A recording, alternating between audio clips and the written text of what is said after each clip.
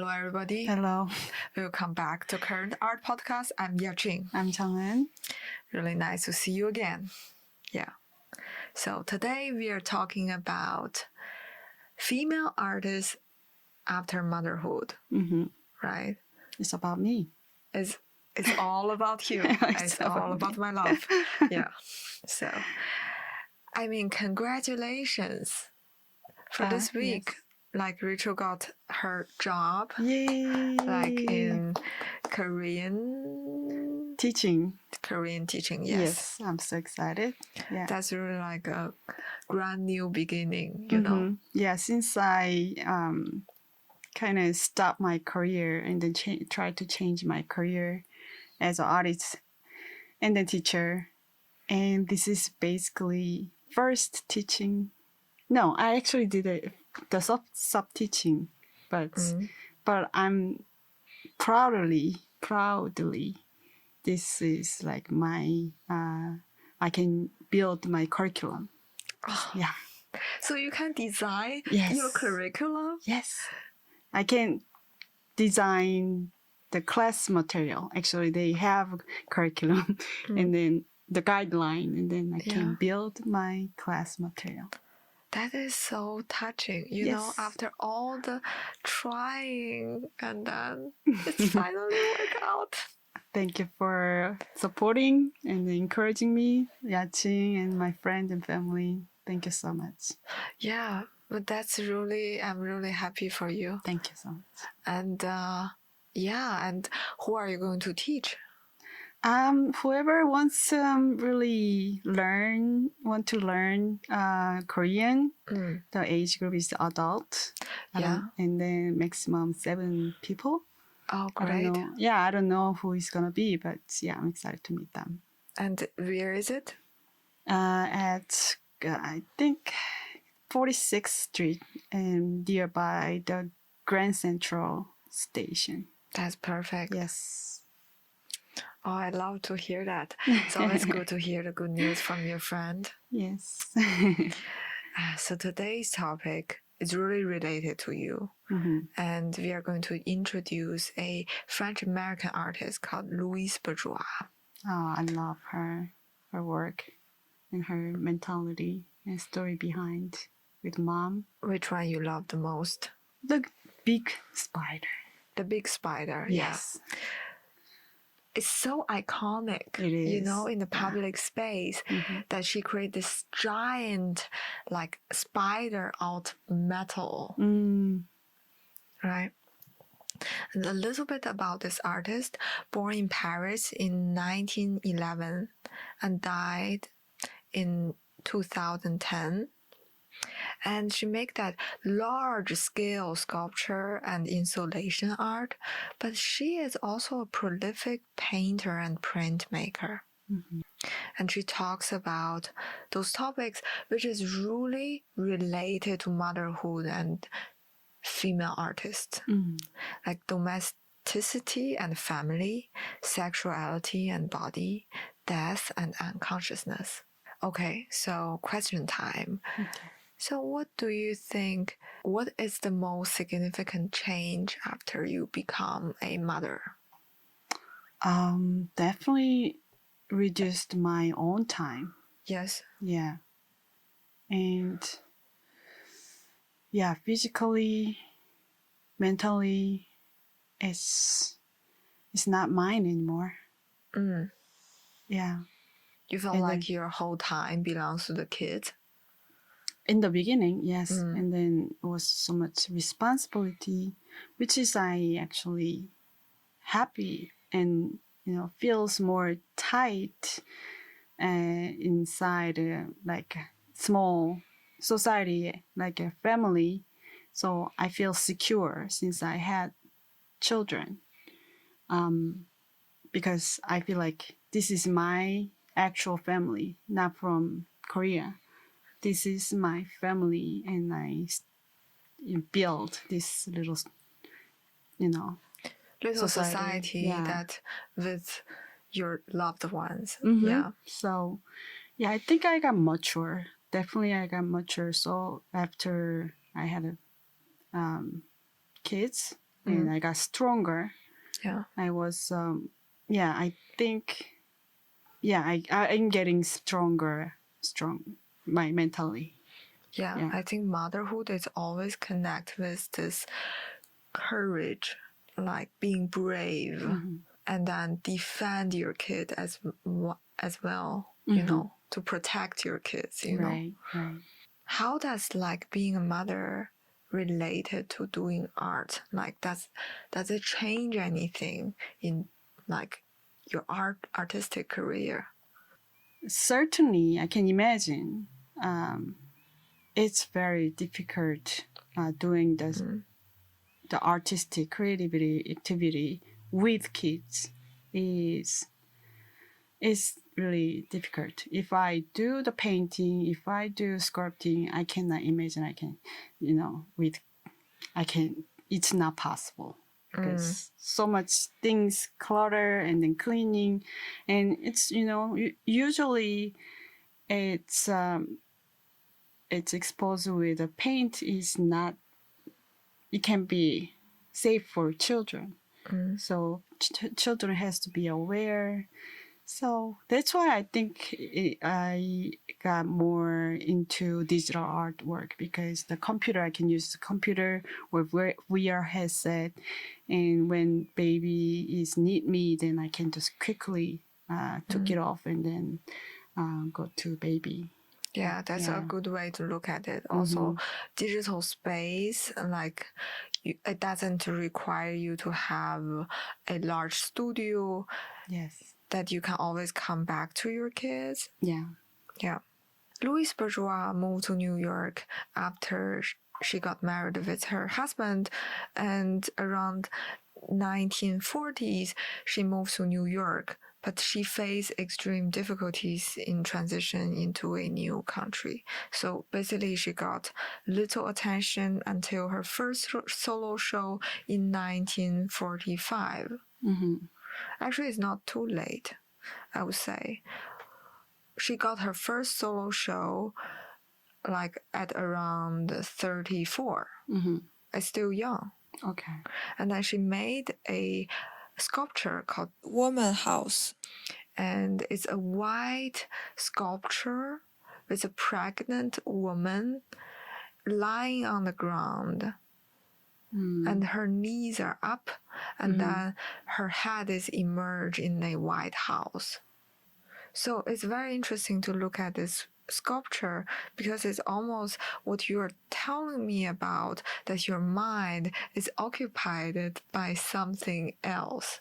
And it's also saying this kind of exhaustion state of body, you know. It's traditional perspective of as a woman is trapped in their mental or body, head into the house, and laying down is basically you're not really stood up to changing the situation. You're like, you have to receive. Yeah, in this sculpture, it shows a very passive,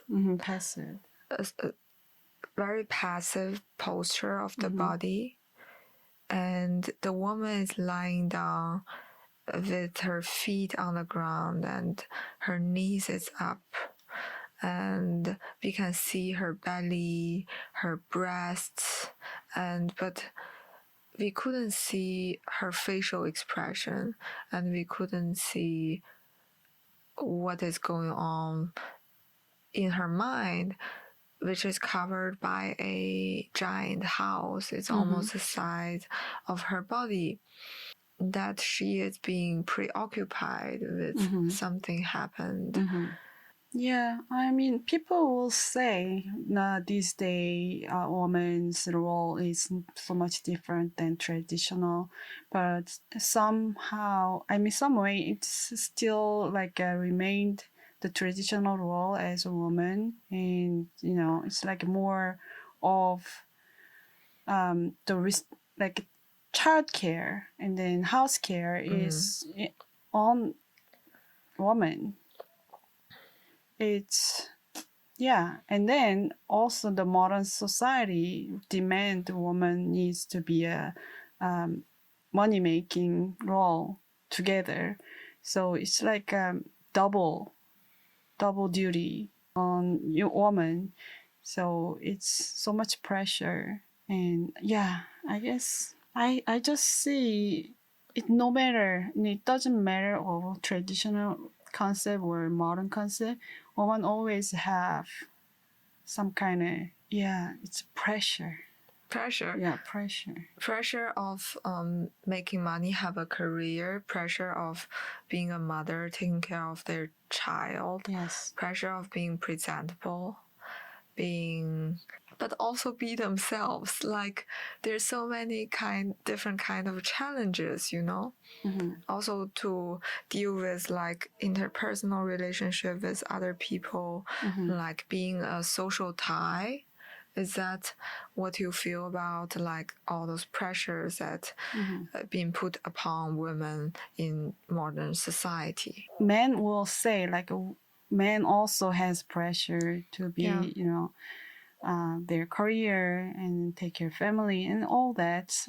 Yes, as human, we all have same pressure, but like at same level, when woman and man start from the beginning when they are born, but look how much is different at the end. As a artist, even, you know, after graduate, after they debut artwork, mostly men artists are get attention. It's you know, as a woman, it's very difficult to being present. Why is that? Because a woman is not great enough as a man? No, because I think society not expected women's artwork as valuable. Yes. Yeah. Louise Bourgeois once said this quote: I don't know what art made by woman is. There's no feminine experience in art, at least not in my case, because not just by being a woman does one have a different experience. Mm-hmm. So she's basically saying that as a female artist, she thinks that she not only get enough attention, but also she didn't see so much of like feminist art in the society. Louise Bourgeois wanted to say it's not the being a woman is just different. You know, it's not less or more, just different. Usually gives misconception of different is comparing, but different is different. Do you think you're different? You have different life than men? When I was young, I wasn't thinking like that because I was born as a single child. So in that era, like in China, we all are single child. So no matter you get a boy or the girl, that you have to put all of your resources, financial support to this one single child. And that means we all get kind of equal, like a opportunity to study, to develop your career. So I feel like in that way, I'm being treated as equal as the man in society. But I realized it when I was in the school, like most of my peers are women, like are girls. But then when I look at the like ratio of the like gender in like artists, I realized that most of the famous artists are male. I think I use the doing artwork as heal my trauma. Yeah, I think many artists do that way. I mean, I was actually, yeah, after meltdown from all the trauma and the stress after I immigrants. It's not just one thing I make me melt down. It was kind of like a layer and layer. It was kind of piled, and all of a sudden it just blew out. I couldn't control myself. That's why I started to doing my artwork and going back to school. And while I'm doing that, I looked myself with making sculpture of me. And with that start, I could build my narration through that self-portrait. And more and more it comes out. The form is changed now, but always kind of like related with my past history. And when I'm looking at that while I'm working, it heals me. It heals me, and I kind of looking at like as a third person. It's so much helpful. Yes. Yeah.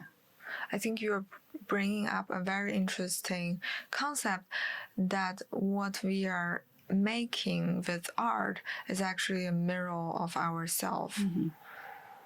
That we could use this process of sculpting anything like with our hand to see it as a projection or reflection that we are actually sculpting our life. She actually got very famous very late. So in mid 1990s, she made this sculpture with big spider, and then she names it Maman. In French is the name of mom. And she asked the spider, why the spider? Because my best friend was my mom, and she was deliberate, clever, patient, soothing, subtle, indispensable, neat, and as useful as a spider. So she is heavily influenced by her mom. Like, yeah. I just had a kind of question for you. yes.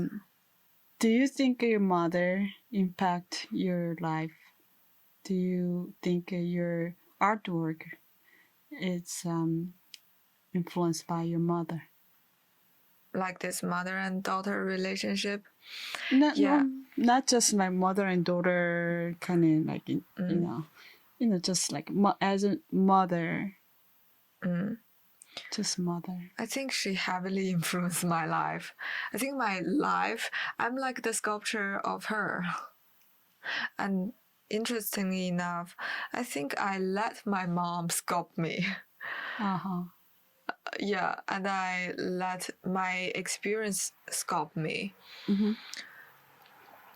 My mom always saying to me, seeing everything as experiences, like just move on. She doesn't really ask me to reflect on your back, reflect on your past. But past is the past. You should always looking forward, like what is ahead of you. So your mother is definitely impacted in your life. When I think about my mom, it's always also a love and hate relationship. Like, I love her as she gave me like financial support, as she always keep encouraging me about being an artist, being a successful woman. But on the same time, I also feel like enormous pressure of being like a perfect thing in the world, which I am nothing like near to a perfect thing. Well, no one is like that. But I remember when I was in my middle school or in my high school, my mom always say, "Oh, you gained weight." You're judgmental. Yeah. Yeah, also very judgmental. Like, but she never like go on a diet, so I'm constantly on diet. And also she always encouraging me to make more effort. She also tell me to never settle down for anything which is less. But I feel like enormous stress from this relationship. And she always encouraged me also to read more, to learn more, to do more. It's interesting because this is thing that yourself can evaluate, like how much effort you can put into your life. Maybe for other people, maybe for my mom, I didn't put enough effort. Like I should pay more attention to other things. I should pay more attention to career. I should pay more attention to self-improvement. But from my view, from my experience, I just couldn't anymore. It's just already on the edge. But what kind of like mother you want to be? If I would have kids, I want to like see them at the same eye level. I don't want to see them as kids. I don't want to see them as baby. I want to treat them equally. I want to like validate their feeling and their emotion. Because I realized my mom always say those emotions are not important. Like emotion is just like temporary, and you get over it, and then you become a stronger self. But as a kid, there's so many things that I couldn't get over. I don't find a solution about. So I'm struggling in it, but only myself struggling in it. I couldn't tell anybody. That's the most difficult part. What do you mean by when you say you feel secure? Like, what is the very specific moment you feel like, wow, all the work is worth it?